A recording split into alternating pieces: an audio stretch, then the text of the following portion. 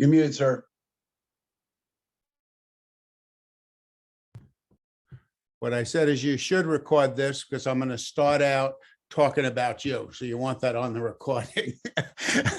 I enjoyed our conversation last night also. You're a great guy. And it's interesting. I'm friends with your sponsor. And when you started out the meeting this way, and Sheldon said this to me, maybe, the COVID was maybe 6 months old or something. And he said one of the real benefits of Zoom is groups can get speakers to come in without paying a lot of money to fly them in, you know, so I couldn't agree with you more. I always start out with the, or not always, but most of the time I'll start out a talk with the same thing I'm going to start this one out with, which is anything that I say is just my opinion. I'm a guy that follows directions, you see, jacket and tie. He told me yesterday, jacket and tie. Now I'm a guy that when I got to Alcoholics Anonymous, you said jacket and tie. I'm sitting here in a t-shirt. But I've learned to follow directions in Alcoholics Anonymous. I asked him what he would like me to talk about. He said, tell a little bit about your story, then talk about the steps with a concentration on steps 6 and 7 and 10 and 11. So that's what I'm going to do. But if you work the program differently than what I'm going to describe, I'm going to talk about what I think this disease of alcoholism is. If you think it's different than what I'm going to describe, I'm not here as an instructor, guru, or anything else. I'm here to share my experience. If you do it differently, when I talk about step, if you work the step differently, if you work the program differently, it does not make me right and you wrong, or vice versa. If you're getting good results doing what you're doing, keep doing it. If you're having problems, you know, you started the meeting out, Phil, saying, is there anybody having problems staying sober or thinking of harming themselves, or you're having problems in Alcoholics Anonymous? Because I talk a lot about that. Maybe take a look at some of the things that I'll be describing. But again, if you do it differently, that's up to you. I came to Alcoholics Anonymous. My sobriety date is September 21st, 1976. So 45 plus years ago. I was lucky. I hit a bottom that came crashing down around me. I am far from a high bottom guy. I was 28 years old when I got sober in Alcoholics Anonymous. I went to work for a company in the sales business when I was 20. I was good at it. And I got promoted right up the ranks. At 25 years old, I was named national sales manager of that firm. I grew up in New York, a little beach town called Rockaway Beach. But anyway, they moved my wife and I from New York out to the Los Angeles area, California. I ran the whole show for this company. Came to Alcoholics Anonymous 3 years later than that. I'm sitting at one of my first meetings, somewhere in the first week of sobriety. Speaker made a statement at that meeting. I'll make the same statement. What this man said, he said, for anyone that was alcoholic, man or woman, makes absolutely no difference. There's only 3 things that can happen to any of us.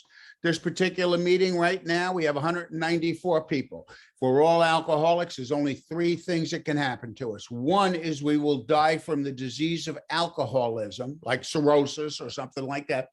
Or he used a term I had never heard before, a related disorder.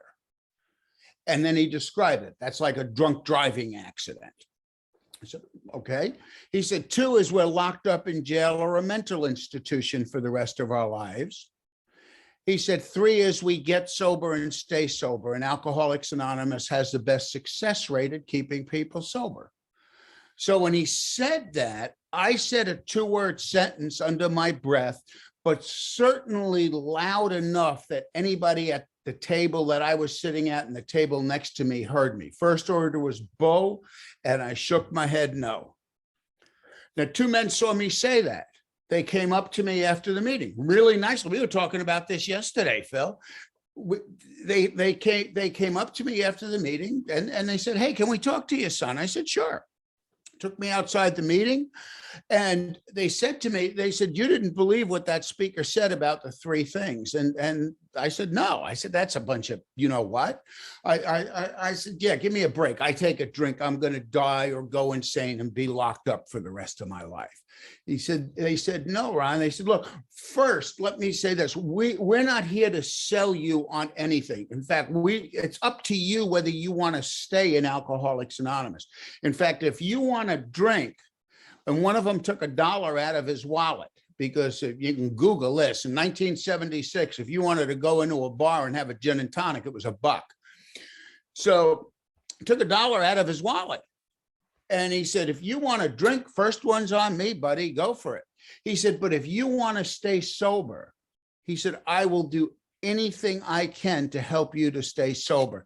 Took his business card out and he wrote his home phone on it. He said, you can call me 24 hours a day if you want to stay sober. But if you want to get drunk, that is up to you. But then he said again, these magic words to say to a sales guy. He said, we're not here to sell you on anything. We're not here to sell you whether you're an alcoholic or not. I'm not here to sell you on anything tonight. But if the shoe fits with what I'm talking about, wear it. But they said, we're not here to sell you. They said, alcoholism is a progressive illness. It gets worse. It never gets better. They said, we have a lot of promises in our big book. Some are positive promises. There are 88 of them that happen as we work through different steps. There's also negative promises. One of the negative promises is if you keep drinking, it'll get worse, it will never get better. They said, look back on your life. Is it worse now than it was a few years ago? And that took all the fight out of me. 3 years earlier, I'm named national sales manager of this little company. My wife and I get in our little yellow Volkswagen Carmen gear and we drive cross country from New York out to California. 3 years later, I show up in Alcoholics Anonymous. I am unemployed. I am unemployable. I've got hair down to here. I have a beard. To support my family, I tried to be a professional gambler and a con man on the street because I thought I was smarter than everybody. And that's real tough to do if you're drunk all the time. I could not stop drinking no matter what I did. I didn't try to stop drinking like once and say, oh, I can't stop drinking. You know, there's one time, you know, somebody said, my wife, my mother, my father, my brother, you drink too much. Oh, I think I'll skip on down to AA. No, what happened to me is I would come out of drunks day after day after day. I was a blackout drinker. So I would come to the next morning. And if I'm at home and in bed, the bed is soaked with sweat. It's like somebody took a shower in the bed. And how I knew I was coming to is I would have a headache. And it felt like pins just shooting off in the middle of my brain. And then I'd get this feeling in my stomach and it was pressure and it would get worse and worse and worse until I'd say, you better get into the bathroom quick. And then I'd get into the bathroom and I'd be sick. And I throw up so violently. When I got done, I would stand up and I'd hold on to the sink and I'd just look in the vanity mirror, just stare in my own eyes. And there'd be tears coming down my face because I threw up so violently every morning. And I tell myself, I'll never do this again. I'll never be this sick. I'll never be this hungover. I'll never go through this again. And I meant it. And this may be different than you guys. I never swore off to anyone else. I never told anyone, I'll stop. But once in a great while, I might say it to my wife. But I said that to me, and I meant it with everything I had. I'll never drink again. And by the end of the day, no later than the following day, I am dead drunk again. Over and over. And I'm not talking about once or twice. I'm talking about hundreds and hundreds and hundreds of times. That happened to me every single day that summer from April or May until September 21st of 1976. Every one of those mornings, I went through that exact exercise. I said to myself, I'll never do it again. I learned my lesson. I'm turning over a new leaf. It'll never happen again. And on the night of September 21st, I went on a drunk, didn't even get in any trouble. And if you haven't worked in a year and a half, and you got a wife and an infant baby to support, there's mornings where I got an idea as to what I did yesterday. And I'm thinking, if I got caught, I'm in trouble. This time, nothing, it wasn't like I got in any trouble. Nothing horrible happened. I walked through a plate glass window dead drunk one time. That was not the drunk that got me to Alcoholics Anonymous. The drunk that got me to Alcoholics Anonymous was when I came off that last drunk, I said to me, I can't stop drinking. I'm going to be drunk again today, and I don't want to be drunk again today. And I got no choice in the matter. It is not willpower, because I had all the willpower in the world yesterday and the day before and the day before that. And I didn't know what to do. And I was at home. I was in the middle of the living room is where I came to that time. And I'm just laying there, and I thought of a telephone conversation with my mother years earlier than this. And she had told me about a friend of hers that got sober. Her name was Venka. And she got sober in Alcoholics Anonymous. And I thought, maybe I can go there. Maybe they can help me. And this will show my keen intelligence. I came here looking for 3 days of sobriety. And how I came up with 3 days of sobriety, my last drunk was a Tuesday night. I came to on a Wednesday. And I figured if this stupid A&A thing works, maybe I'll stay sober Wednesday, Thursday, and Friday. But I knew nobody could stay sober weekends. That's impossible. So I came here looking for 3 days of sobriety. And I haven't taken a drink from that day to this day. 40, almost 46, 45 plus years ago. I was lucky. I liked Alcoholics Anonymous. I was desperate for sobriety. I went to meetings from the beginning. I didn't fight meetings. I enjoyed them. I got in service with 3 days of sobriety. Told a guy I was on the wagon. I said, I'm on the wagon. Been on the wagon 3 days, doing great. He said, Ron, you ever think about this? If you're on something and it starts to shake, it's pretty easy to fall off.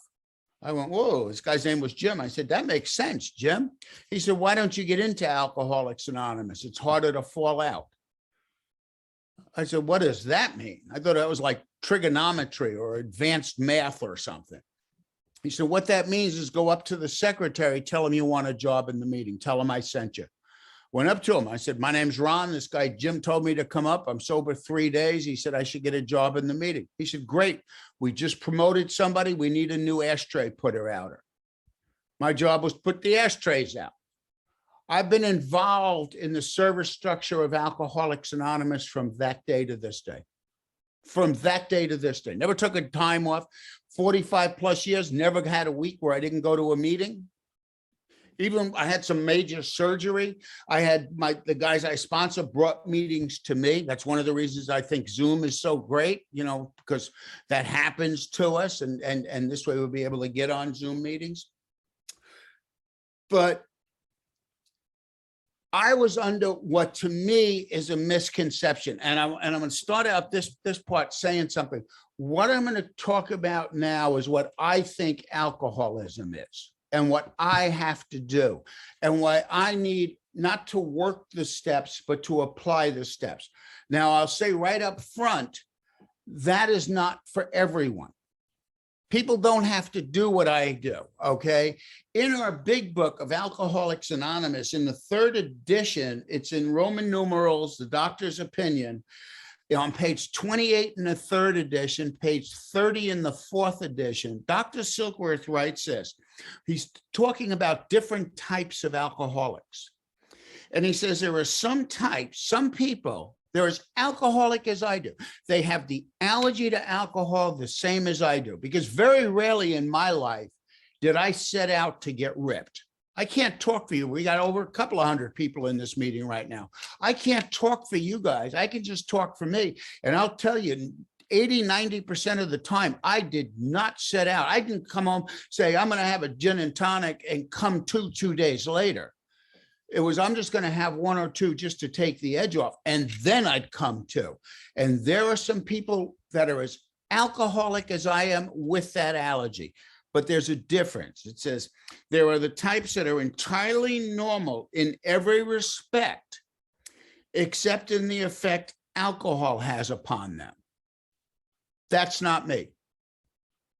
That is not me. Okay. Didn't know it. For the first 4 years of my sobriety, I believed to my absolute core that alcoholism was a drinking problem. Because you don't go from sales manager of a company to an unemployed bum. I actually, and for the young people, don't do this. Women never forget it, okay? In 2 weeks, we'll be married 52 years. That's a long time, okay? When I was drinking, I actually managed to get my wife's refrigerator repossessed. That's not easy to do, okay? I got her car repossessed. I got her refrigerator repossessed. To this day, if we get into a big argument about something, she'll bring up that stupid refrigerator. So if you're young, don't do it. It's bad. I'm thinking for the first 4 years, I need to go to more meetings. If I'm in trouble, if I open up even a little bit or listen close, because I'm having so many problems in my life, cold, sober, and I'm hearing things like go to more meetings. You know, you need more meetings, take another service position. So for the, and I worked through the steps. I had done the steps when I was sober 8 or 10 months, far from what I do today, but it was the best I could do at the time. I did all 12 steps. And at 4 years of sobriety, I'm going to 7 meetings a week. I'm secretarying meetings. I was on a committee for the conference we had, San Fernando Conference in Southern California. I'm doing the deal. But I believe to my core that alcoholism is a drinking problem. I don't believe that any longer. I don't believe that any longer. Because 4 years later, going to 7 meetings a week, my marriage is in shambles. I can't walk in the house without being in a fight about something, because part of my alcoholism is when I drank, I grew up in a decent home, okay? And my parents taught me the difference between right and wrong. And there was no way drunk. I dragged my wife through the mud. And I had a lot of guilt and a lot of shame, especially when these 2 guys took their refrigerator out of the house. So now I'm sober and I'm starting to work, and a lousy job leads to a better job, and that leads to a better job. And I'm trying to make up for the stuff I did. So what I did is I start buying her stuff. And I'm not talking about little stuff like a set of glasses or something. I'm talking about big stuff. I'm talking about I bought her a car. That's good stuff. Then I bought her a house. I bought her a house. That's extra good stuff. So now I'm patting myself on the back, right? I'm sober 3 years. I bought her this house. I've got a good job again. I'm making money. I'm, doing the deal. But every time I walk in the house, it's her job to make sure it's clean. It's her job to wait on me hand and foot. And I'm either saying something or thinking something. And either way, I'm in trouble. So we got a lot of problems going on at home. I've got a lot of problems going on at work. I'm arguing with people. I'm working, I'm making money, but one day they're doing it right, the next day they're not. I'm having emotional problems. Like I have a feeling inside of me of just angst, just like there's something wrong. It's just this deep down thing, deep in my gut, that if you ever really knew who I was, you wouldn't like me, because I know who I am and I don't like me. So I have to put on a stage character. So if I meet Phil and Don and Grateful Ed and Ron, you got a good name there, buddy, and Jim, I'm a different person to every one of you, because I'm a street guy. I learned how to size people up. So I'm one guy to you, one guy to the next one. I'm a phony in Alcoholics Anonymous. because I could come home, get in a big fight about something, dinner's not on the table or whatever it is. I get in a big fight about something, go storming out of the house. I went to meetings every night, drive to the meeting, and as I pull in the parking lot, and the whole way to the meeting, I'm rehearsing the fight as to what I'm going to say when I get back home. I pull in the parking lot, and as I get out of the car, I put my little AA smile on. Hi, I'm here. Slap a couple of people on the back that are new. Hey, you hang in there, man. One day you'll have what I have. If I get called on in the meeting, as well as being an alcoholic, I'm a copycat. So what I did is I knew who the old timers was. I get called on in a meeting, I copy what some old timer said. Meeting ends, I walk out the door, I walk right back to the same world I left, where I'm angry again, I'm fearful again, I'm self-talking again, and I don't understand it. I don't understand it because I'm going to 7 meetings a week. I'm secretarying meetings. Why can't I shut my head off?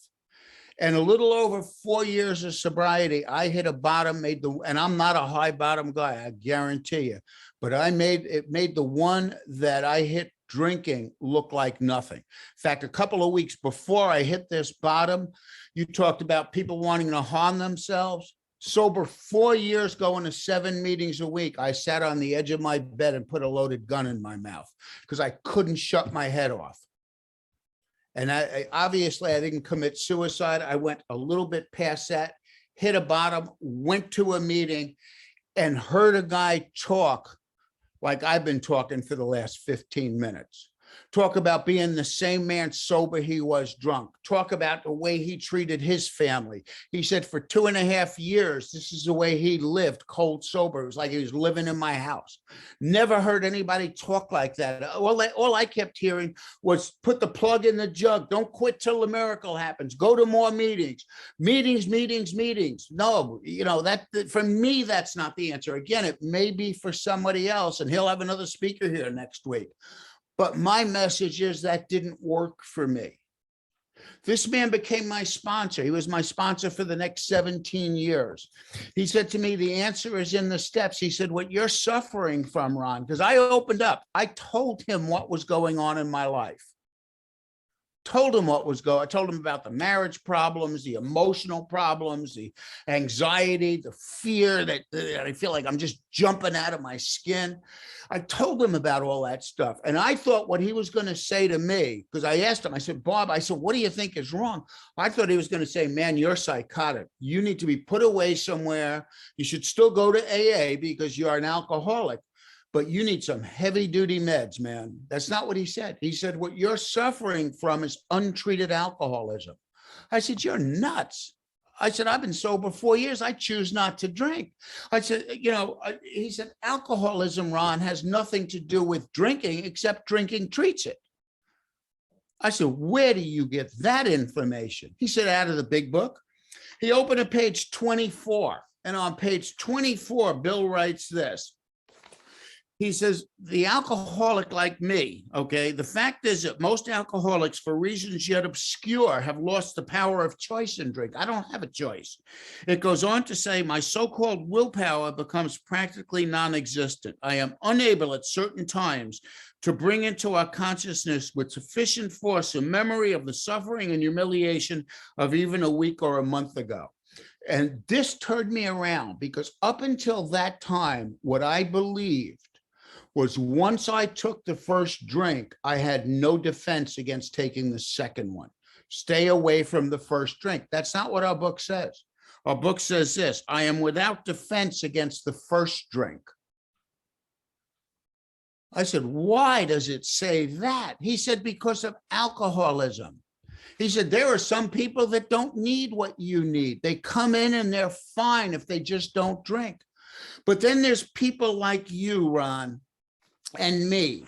He said, there are people here that when we stop drinking, we have problems with personal relationships.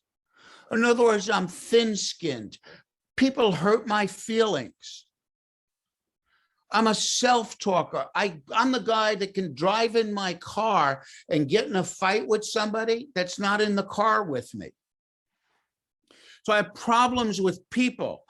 I can't control my emotional nature. I'm a pride of misery and depression, of anxiety. I can't make a living. I have a feeling of uselessness. I'm full of fears, insecurities. I'm unhappy. I'm restless inside myself. These are inner things. I'm restless. I'm irritable. I'm ready for Freddie. You know what that means? Go ahead, say something wrong and let's go to it, man. We'll have a fight about something.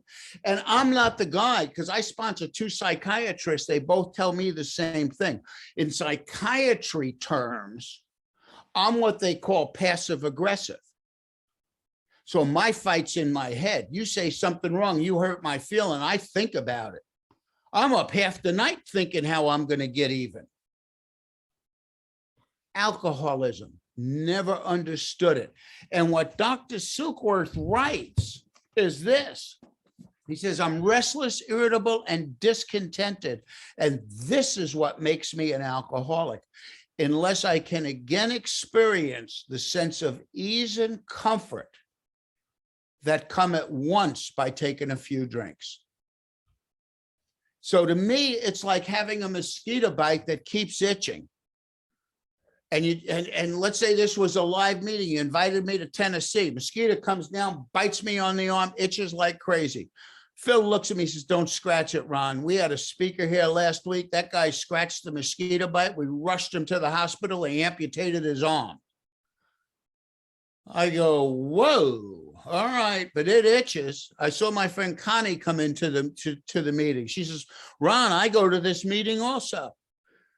We had a speaker here a month ago. I was here. Same thing. It was a lady. She scratched the mosquito bite. They amputated her arm.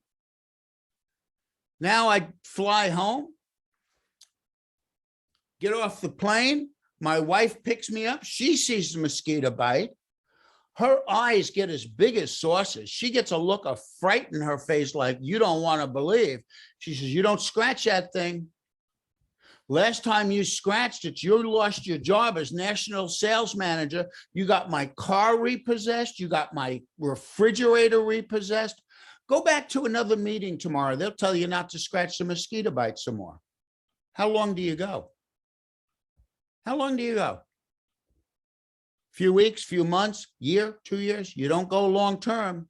And that's the reason that I'm of the belief that most old timers in Alcoholics Anonymous, yes, we hit a bottom getting us to the program, but then just like what happened to me at 4 years and has happened to me 100 times since, is I hit another bottom in sobriety that said, I need to step my game up. In fact, in the book, AA Comes of Age, there's some chapter in there, Medicine Looks at Alcoholics Anonymous.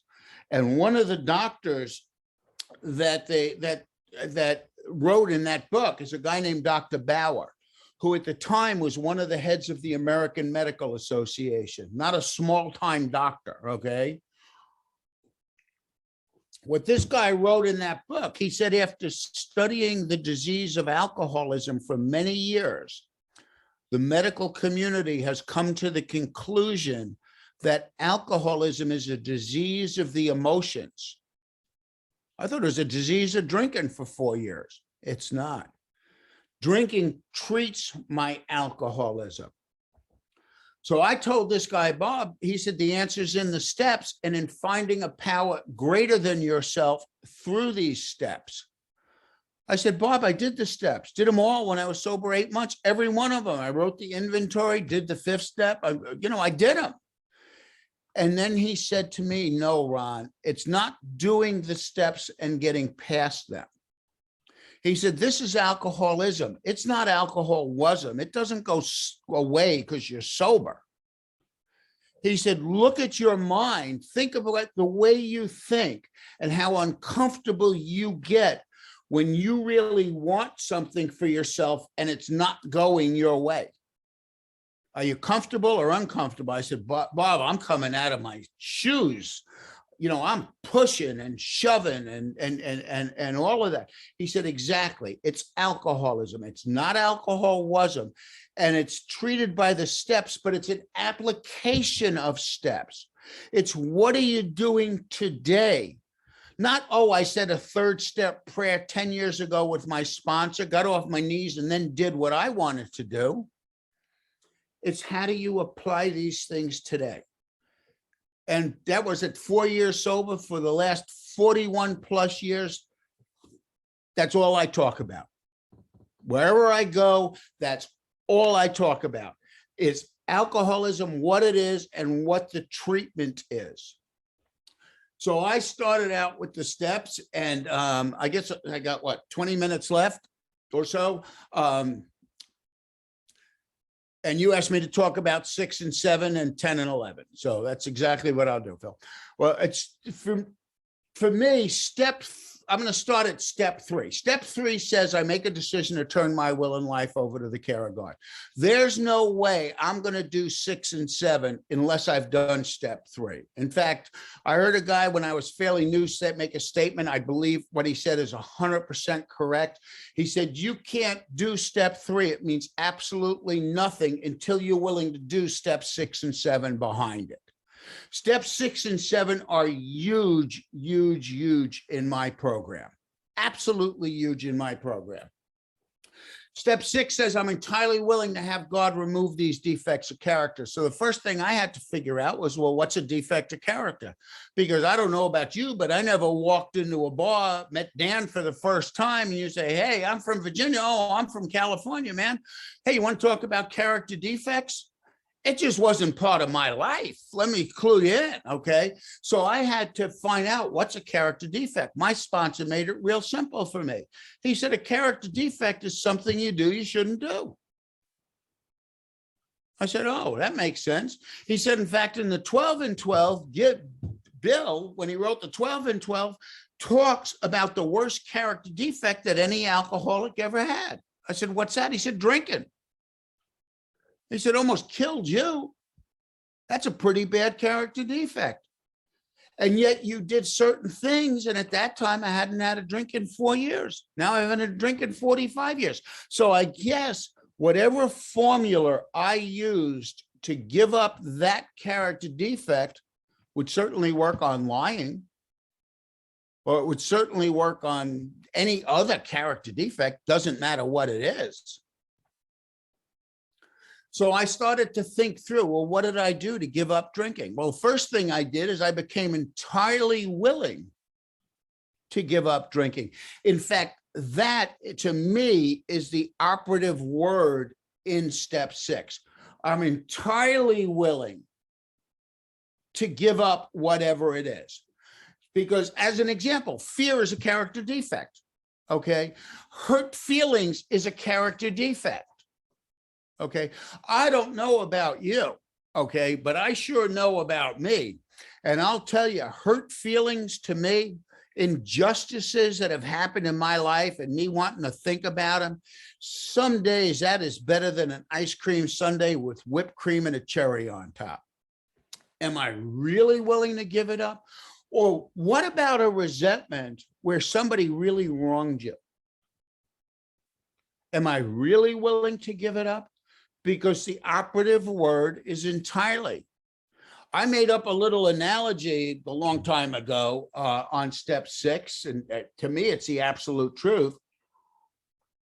It's about a guy who has a character defect of lying, and it's costing him everything. He gets up one morning, getting ready for work, and his wife looks at him and says, look, you're nothing but a liar. I can't trust anything you say or do.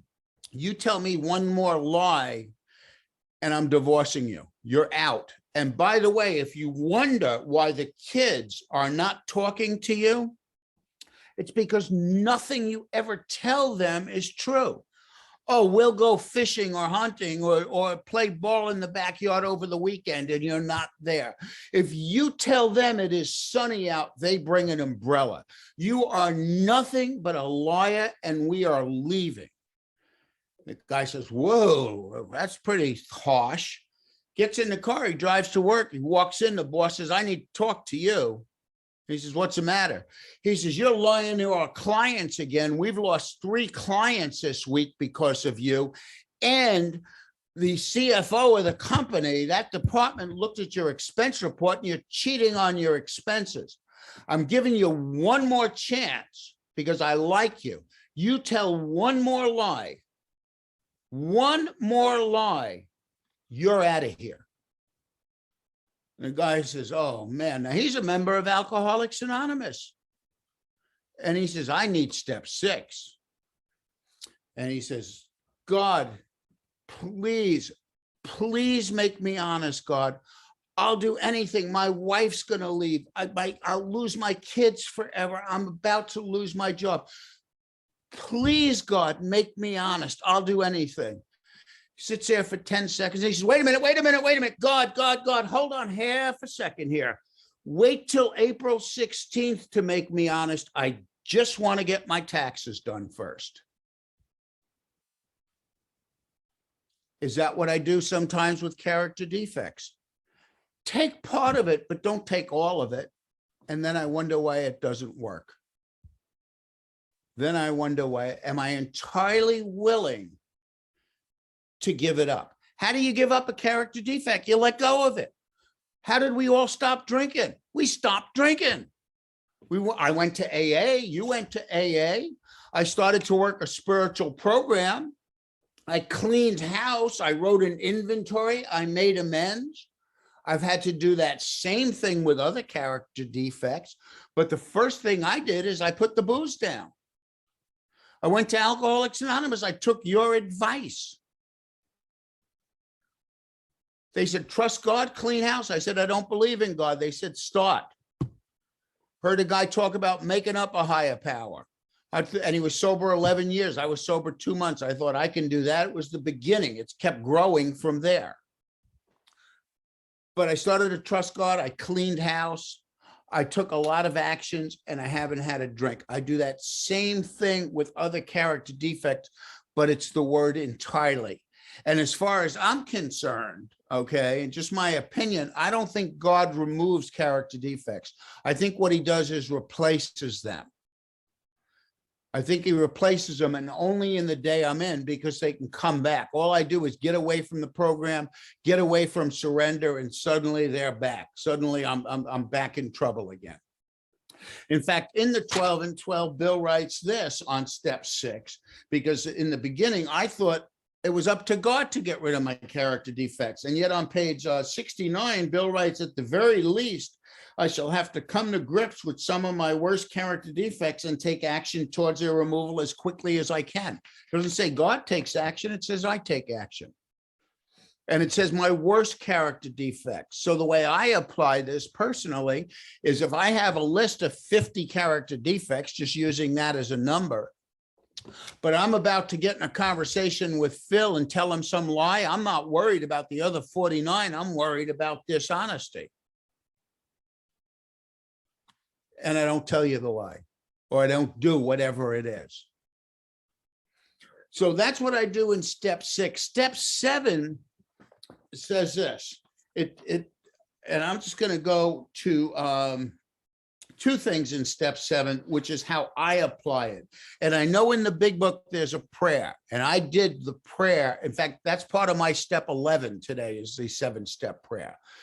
But I did that and I wasn't getting good results. And when I started to study the 12 and 12, Bill writes some things here that are real important to me. And I don't have time to go over all of them, but he says this on page 72. He says, the basic ingredient of all humility is a desire to seek and then do God's will. Now, I'm of the belief that God lives within. I'm of the belief that I get intuitive thoughts on how to treat people, be it my wife, kids, friends, how to act in a meeting, how to act in Alcoholics Anonymous, or in anything else that I do. Okay. If I'm in a store, how do I treat the sales clerk or whatever? I think when I do things right, what to me is right, I feel good within myself. When I do things wrong, I don't feel well. And that's, to me, the God within. So it says the basic ingredient of all humility is a desire to seek and do God's will. Then he writes, on page 72, when we have taken a square look at some of our defects, which is step 4, I have discussed them with another, which is step 5, and have become willing to have them removed, which is step 6, he doesn't say anything about a prayer. What he says is, my thinking about humility commences to have a wider meaning. And he finishes this step out, the last paragraph on this step on page 76, he says, the 7th step is where I make a change in my attitude, which permits me with humility a desire to seek and then do God's will as my guide, to move out from myself towards others and towards God. So to me, that's listening to that intuitive thought. To me, that's if I'm at a live meeting and I feel like I want to get a cup of coffee and I get this feeling like maybe I should tap the person next to me and say, hey, would you like a cup of coffee? That's God banging on me. Right then, that's God banging on me. Why not do it? If I go to the supermarket and I got a basket full of stuff and somebody comes in line behind me and they have one item, you ever get the feeling like you should, hey, would you like to go in front of me? You only got one item? Am I the only one that happens to, or it happens to others, right? That's God banging on you. Exactly, Barbara. That's God banging on you. That's God talking to you right then, right there. Be the man or woman that God wants you to be. What my sponsor told me, he says, you start to do that. You start to be the man that God wants you to be, because how's your life working when you're the man Ron wants you to be? I said, not real good. By the way, little hint for newcomers. If your sponsor ever says to you, how's that working for you? That is not a good statement. Let me just clue you right into that. Free advice. But he said to me, how's that working for you when you run it your way? He said, why not listen to that voice within? You know, it started out for me because I bought my wife the house. I'm king of the castle. Her job to clean the dishes and everything. He says, when you get done with something, you ever think of rinsing a plate off and stick it in the dishwasher? You know what I said to that man? 4 years sober, 7 meetings a week. I said, yeah, Bob, that crosses my mind sometimes, but I bought her the house. It's her job to take care of it. Exactly what I said to him. He said, you ever think of cleaning the plate? I said, yeah. He said, that's God talking to you. Why don't you be the man that God wants you to be, and it'll make a man out of you in your own eyes. You'll look in the mirror and like what you see. And that's what I get out of step 7. Step 10 says continue to work. See how I follow directions, Phil? Step 10 says continue to take personal inventory, and when I was wrong, promptly admitted it. It's funny, I did a workshop on this earlier today on step 10. I should just give you the tape and that'd be the end of that. But in the beginning, my step 10 was just every once in a while, if I would apologize for something. Oh, I'm sorry for what I did, and that's kind of the way it worked. There's in the 12 and 12, Bill talks about 3 different types of step 10s. He says, one is a spot check inventory. Anytime during the day where I'm tangled up, do a spot check inventory. Okay, I'm messed up with this. I'm fearful again, or whatever it is. Take an inventory on that and correct it. In fact, Bill says the purpose, and I believe this is the truth, the purpose of step 10 is to spot, admit, and correct what I'm doing wrong. Spot, admit, and correct. That's all it is. But one is a spot check. Second one is at the end of the day, take an inventory. And the third one, he said most AAs go in for an annual or semi-annual house cleaning. And that doesn't mean I rewrite a 4-step like I did 20 years ago. To me, it means I do another, whether you call it 4-step or 10-step, a complete 10-step or 4-step. Where do I have any secrets going on in my life? Any at all. If I do, I write them down. Do I have any resentments or people that are annoying me? Do I have any fears or insecurities? How's my sex behavior? And now, a little insight into me. Ann and I are married 52 years. I don't cheat on her. I don't have girlfriends or any of that stuff. But how's my sex behavior to her? Am I ever inconsiderate, et cetera, et cetera? So I look at that. And then the fourth one that I really like, it's what's called a principle inventory or a belief inventory.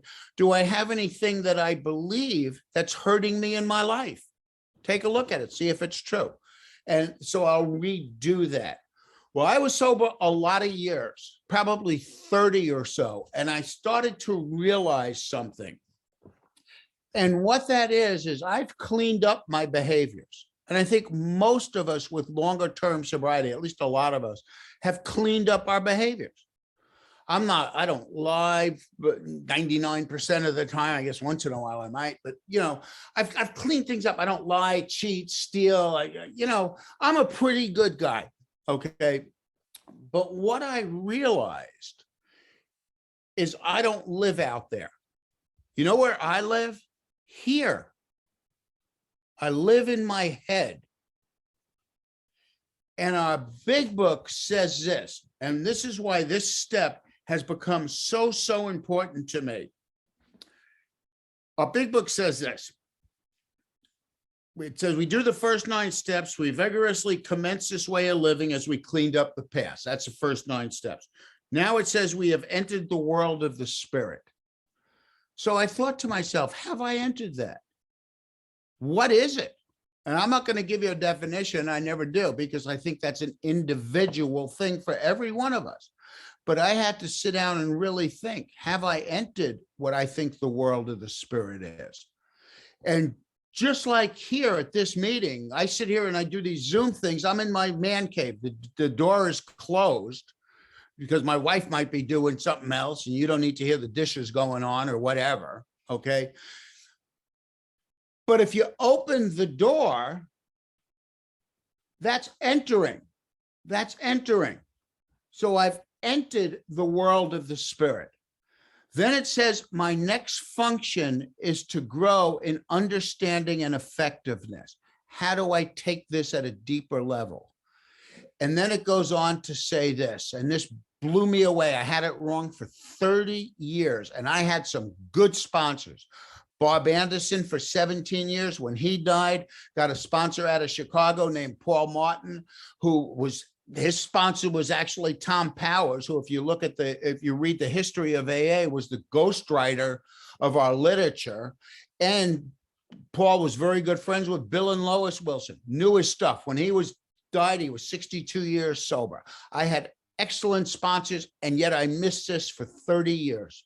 Because I thought what the 10th step was, and what I thought Alcoholics Anonymous was, if I just work this program right, if I spend enough time in prayer and meditation during the day, if I practice the presence of God, if I pray hard enough, if I just write the right inventory, if I have the right sponsor, if I work the steps correctly, now I'll be okay.